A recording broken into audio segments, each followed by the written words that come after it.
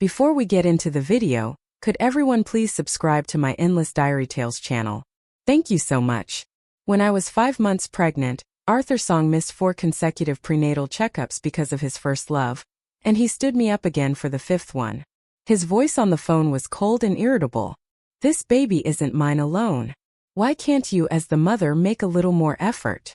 Would he die without me?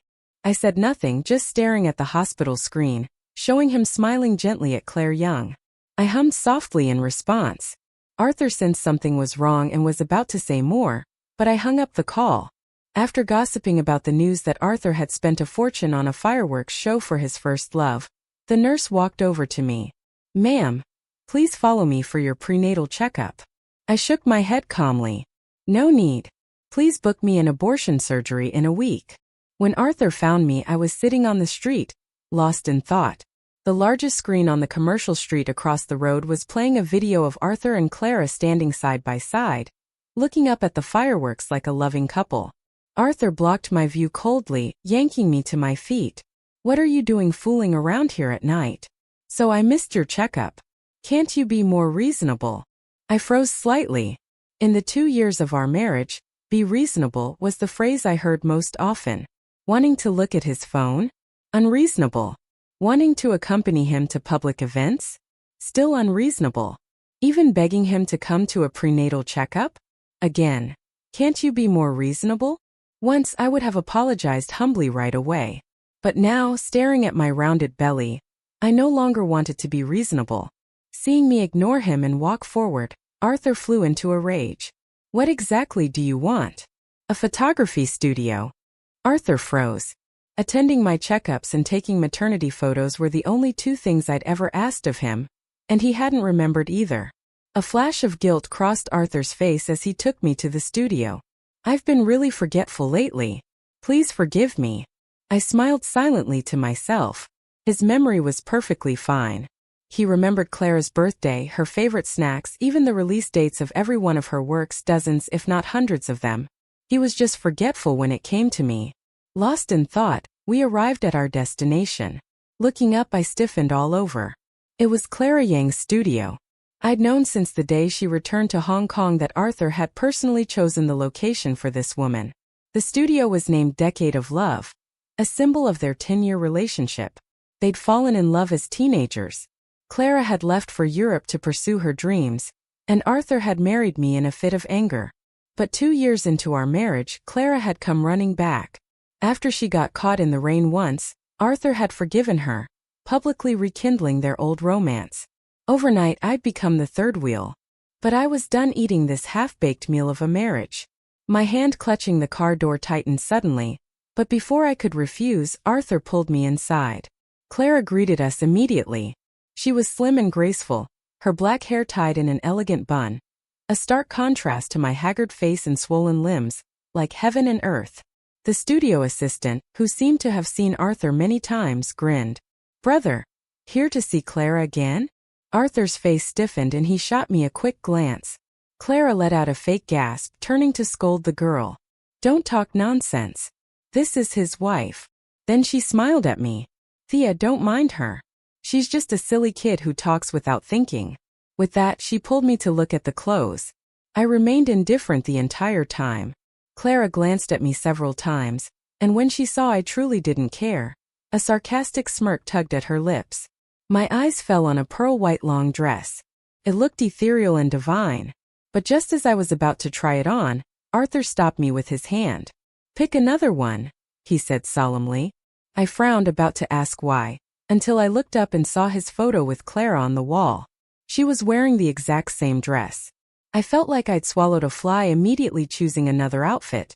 As I walked past Clara into the fitting room, I heard the clerk giggle softly. "Clara, it's not embarrassing to wear the same dress. It's embarrassing to be the ugly one. Look," she changed right away. Clara smiled, but it was a smile of disdain, not generosity, but I didn't care. After changing, I sat down on a chair. Arthur walked over, gently putting his arm around my shoulders. Just as the shutter was about to click, Clara suddenly collapsed to the floor, clutching her chest.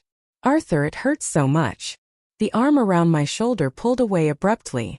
Arthur rushed over, lifting her up and carrying her out without sparing me a single glance. The clerk looked at me with sympathy, but I sat up straight, smiling. "Let's continue." The clerk stared for a moment, shrugged and kept taking photos. When we finished, I left the studio feeling content. These were memories that belonged solely to me and my baby. Arthur's presence didn't matter.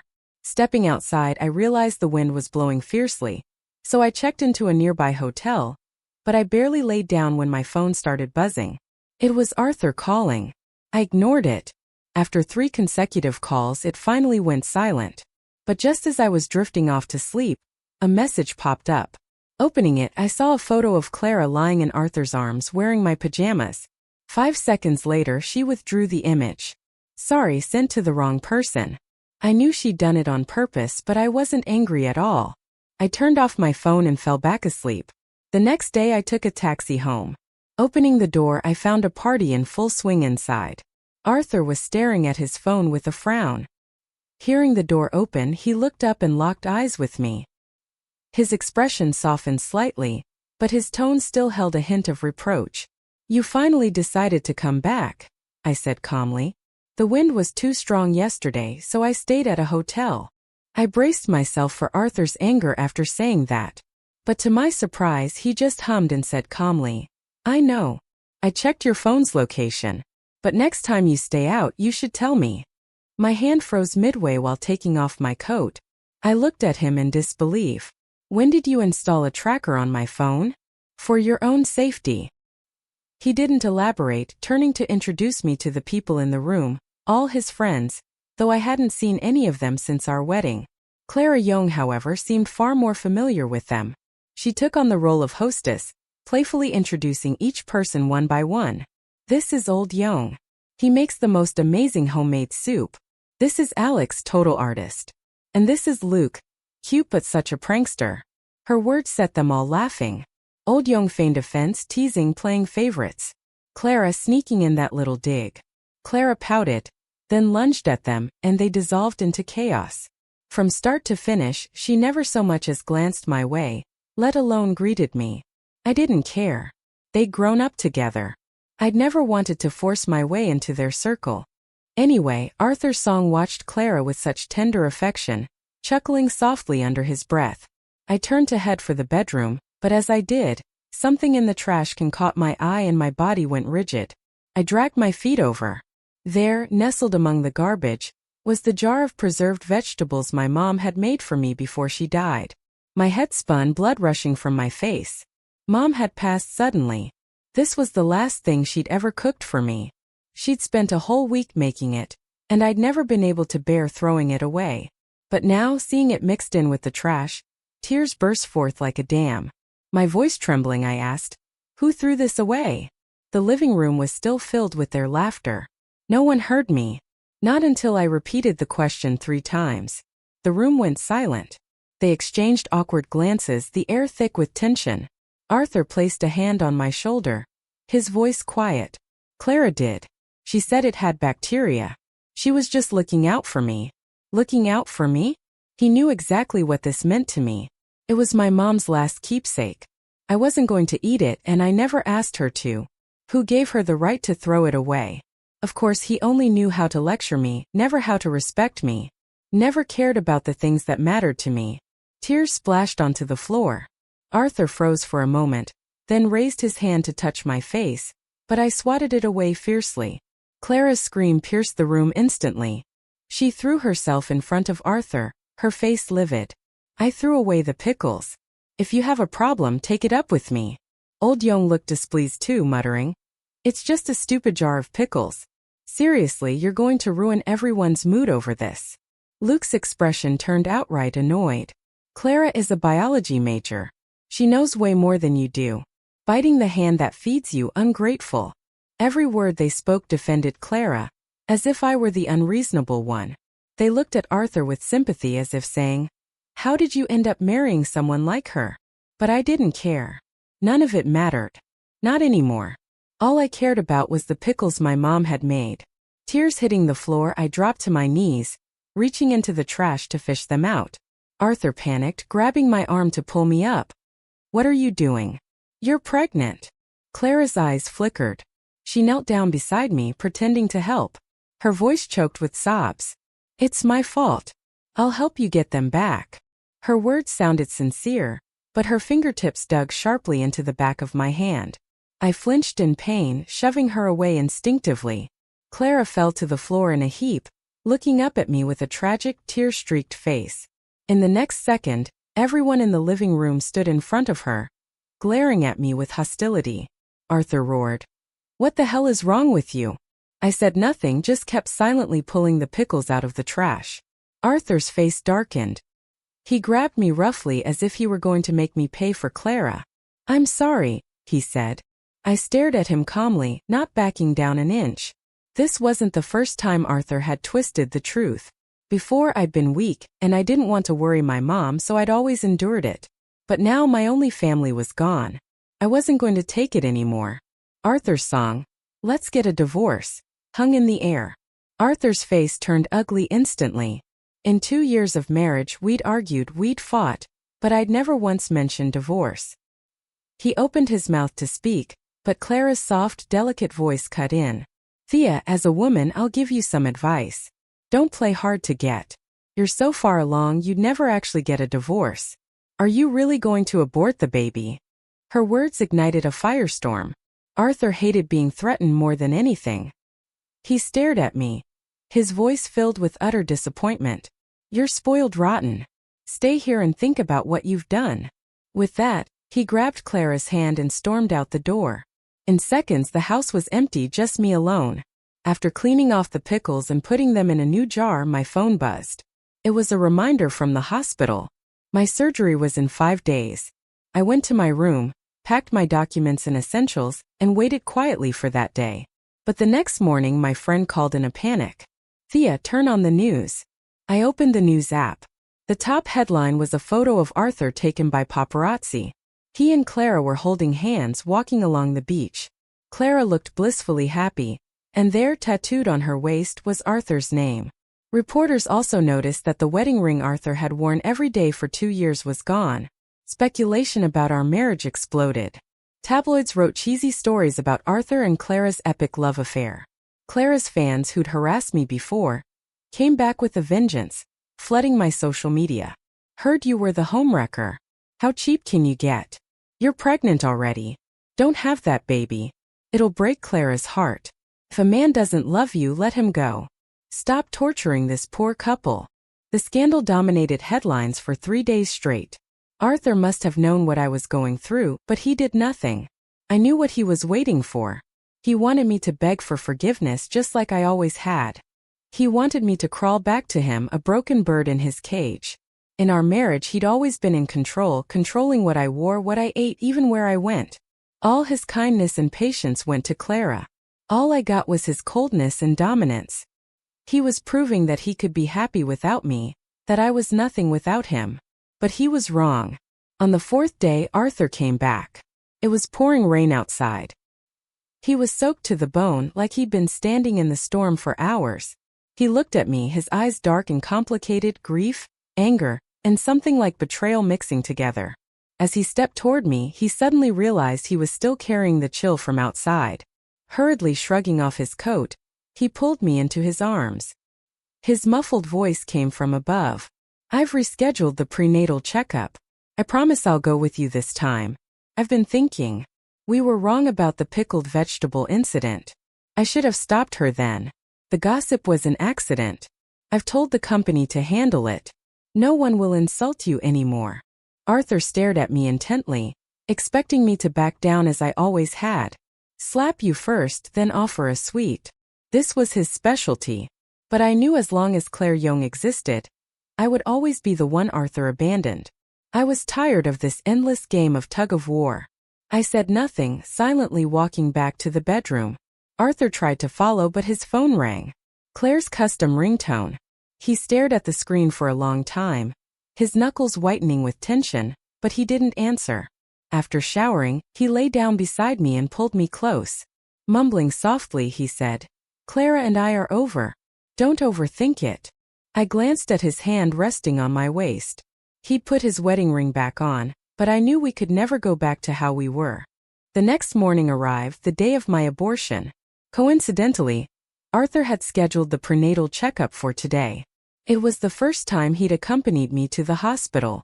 The usually composed Mr. Song acted like a nervous young man, checking and rechecking the things he brought 3 or 4 times before finally stopping. As I looked at him, about to tell him my real plans, his phone chimed sharply.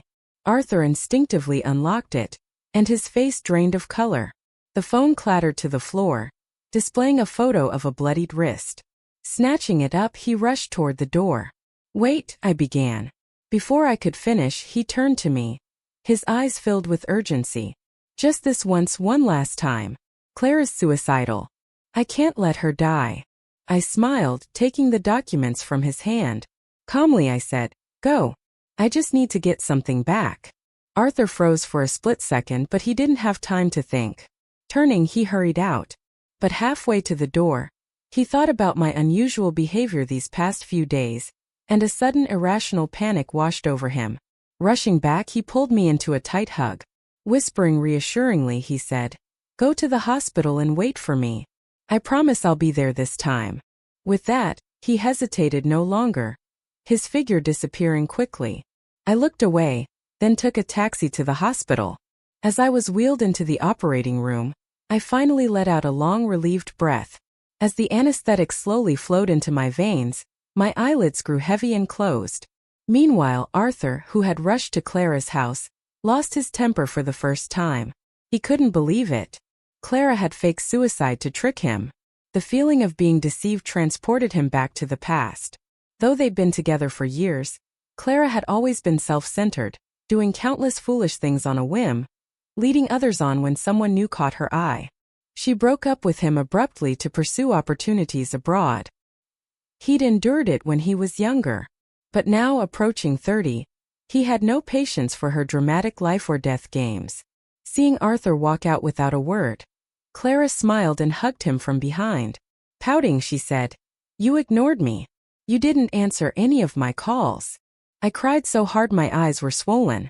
Her voice was soft and coy, silently waiting for him to turn around and comfort her. But in the next moment, Arthur roughly pushed her away. His gaze held unmasked disgust. Clara's heart tightened sharply.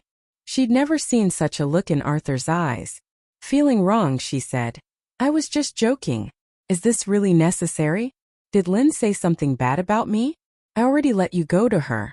What more does she want? Does she really want me dead?" Arthur's head throbbed with anger. His forehead tensed and his chest heaved. "When did she say anything bad about you? She never said a single word. Not only that, she'd even generously let him come to Clara's house. Yet Clara still maliciously accused her. For the first time, Arthur felt Thea didn't deserve this. He truly understood how good she was. She never spoke ill of others behind their backs. Unlike Clara, who was selfish and self-serving, she was always quiet, never fighting for attention. Even when angry, she was easy to appease. Arthur had no patience for Clara's nonsense. Turning to leave, he was stopped when she lunged at him. "Why did you leave without a word? Why have you ignored me these days?" Clara sobbed, throwing a tantrum like a child who couldn't get candy. Arthur sneered, pushing her away slowly. "Why wasn't it you who called the reporters to take those photos of us?" Clara froze, her eyes filled with panic. Stammering, she said, "How could it? It wasn't me." As she stumbled over her excuses, Arthur threw the evidence he'd brought in her face. Scoffing, he added, "Didn't you say you just wanted to be friends? Then why use these dirty tricks? You even hired trolls to insult Thea. Lucky for you, she's not the type to hold grudges. If anything had happened to our baby, I'd never forgive you."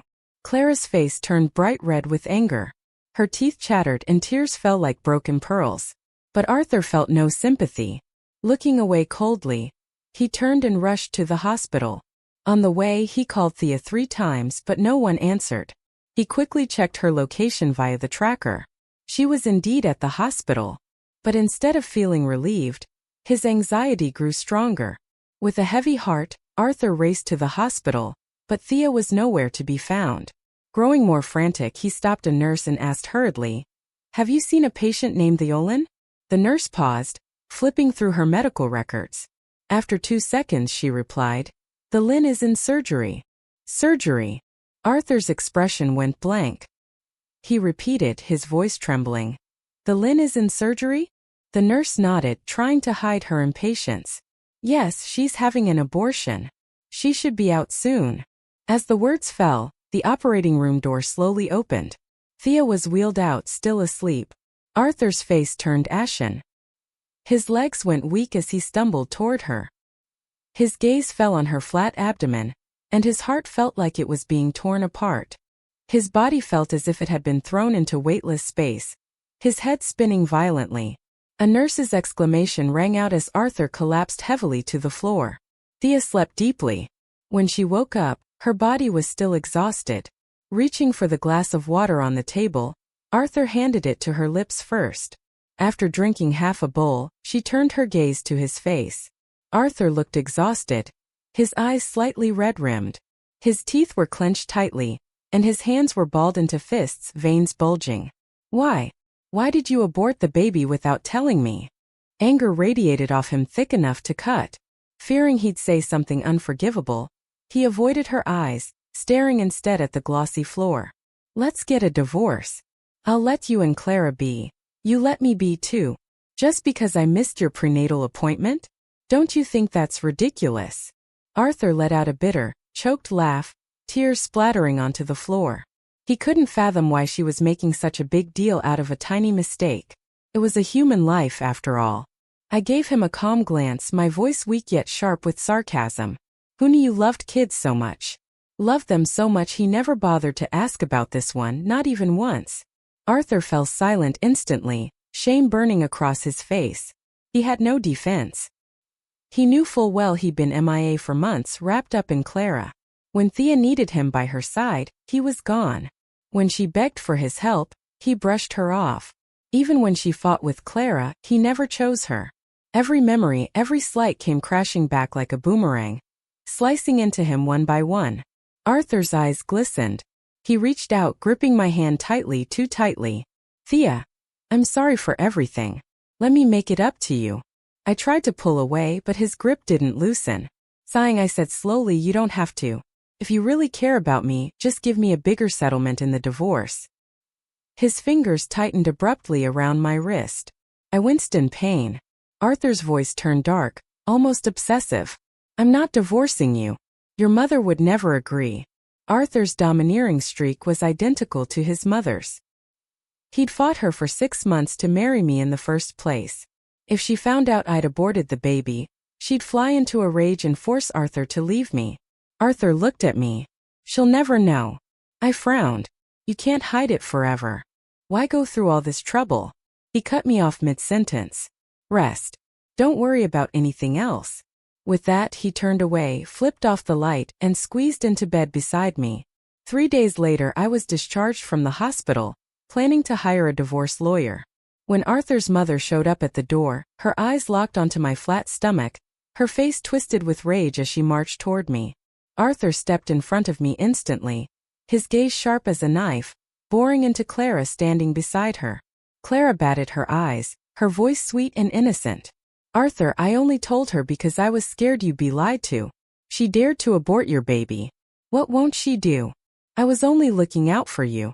Arthur's mother's face was icy. She snapped at Arthur, her voice trembling with anger. Don't blame Clara. I insisted on knowing. She pointed a finger at me. Divorce this Mark. You were crazy to marry her in the first place, and now look, she's murdered your child. With that, she grabbed a chair and swung it at me. Arthur reacted in a split second, throwing himself in front of me. He caught the chair midair and roared, his voice cracking with frustration. This is none of your business. You drove Dad away with your nonsense, and now you're trying to ruin me too. How many people's happiness do you have to destroy? His words echoed through the spacious living room, loud and raw. Arthur's mother paled instantly. Her trembling finger pointed at him, sharp with accusation. What did you say? You're defending this over me? Fine, fine. Before anyone could stop her, she slammed her head hard against the marble table edge, but her body crumpled to the floor. Arthur's eyes widened in horror. Mom! He rushed over, lifted her in his arms, and sprinted out the door. Clara wore a victorious smile, lifting her chin at me triumphantly. Do yourself a favor and leave. Lingering here only makes you more pathetic. I'd planned to ignore her, but the memory of her throwing away my mom's pickles ignited a fire in me. I walked slowly toward her, staring straight into her smug eyes. Then I slapped her. Clara froze, stunned. It wasn't until the second slap landed that she screamed and lunged at me. Old resentment and new rage fueled me. I tackled her to the ground, slamming my fists into her face over and over. She screamed, begging for mercy. Stop. My face. I'll be disfigured. I'm sorry. Okay, just stop. My hands stung and I'd had enough. Clara's face was covered in handprints, swollen beyond recognition. She glared at me venomously. You'll regret this. I'll never let you get away with it. With that, she scrambled to her feet and ran out. I calmly washed my hands, then started packing my bags. Arthur didn't come home all night. Early the next morning, I headed straight for the airport. This 2-year farce was finally over. Meanwhile, at the hospital, Arthur pleaded with his mother. Mom, do you really want me to be miserable? I love Thea. Can't you just let me be happy? His mother had 8 stitches in her forehead. She'd been so furious she truly meant to kill herself. She glanced at Arthur, snorting coldly. That woman has to go. If she hits once, she'll hit again. If you insist on keeping her, I'll kill myself. Choose her or me. She turned away, refusing to say another word. Arthur's head throbbed. Caught between his wife and his mother, he felt torn in two like his body wasn't his own. As he walked down the hallway, Clara approached him. Her cheeks were black and blue, her eyes swollen shut. She threw herself into his arms, sobbing. Arthur, Thea hated me for telling your mom the truth, so she beat me like this. You have to avenge me. I can't show my face in public anymore. She peeked up at him through her tears, only to find Arthur's face dark with fury. He pushed her away roughly. Every disaster today was her fault. His disgust for her had reached its breaking point. Arthur stared at the handprints on her face and nodded slowly, his voice cold. You deserved it. You shouldn't have snitched. You sickened me. Clara's weepy expression froze. She stared at him in disbelief, tears streaming down her face. She didn't understand. How could the man who'd loved her so much turn on her overnight? It had to be Thea's fault, that worthless woman who was nothing compared to her. Unwilling to accept defeat, she screamed. Who do you think I did this for? I was only trying to help you. I know how badly you wanted to be a father, but you... Arthur cut her off sharply. Shut up. He stared at her, shaking his head. You're still lying. You've only ever cared about yourself. 3 years ago it was the same. I can't believe I ever wasted my time with someone like you. With that, he walked past her, leaving Clara standing there, pale and stunned. Arthur's mind was a mess. He didn't want to lose either his wife or his mother. Exhausted, he returned home only to find the house pitch black. His heart thundered in his chest as he raced through the house, checking every room. But after searching the entire place, the woman he'd been desperate to find was nowhere to be seen. He felt as if he'd plummeted into an abyss. Trembling, he pulled out his phone and dialed her number. The number you are calling is temporarily unavailable. Arthur refused to give up, dialing 10 times in a row, but each call went unanswered.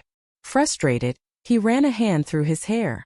As he stumbled to his feet, his eyes suddenly fell on the divorce papers on the table. After a moment of stunned silence, he smashed the phone against the wall. Press. The screen shattered into pieces.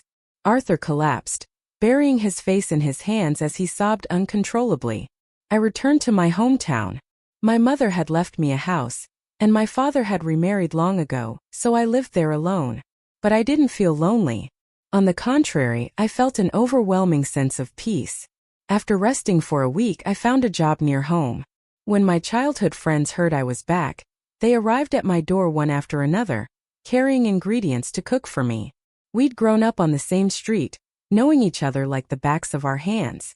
They never asked what had happened to me. In less than 2 hours, the table was filled with dishes, and half of them were my favorites. Liang Yu, sitting beside me, whispered, All your favorite dishes were made by Chi Huho. My heart skipped a beat. Looking up, I locked eyes with Chi Huho across the table. He stared at me steadily, then calmly picked up a chopstick of food and placed it in my bowl. Why are you looking at me? Eat. I hummed in response, bowing my head to eat in silence. I'd only found out later that Chi Huho had liked me, but by then I was already with Arthur. The day I announced Arthur as my boyfriend was the first time I'd seen Chi Huho lose his composure. He stared at our clasped hands, then left the party without a word. I thought I offended him, but when I went to ask, he pulled me into his arms. Hot tears fell onto my neck. In that moment I understood everything, but I couldn't reciprocate his feelings.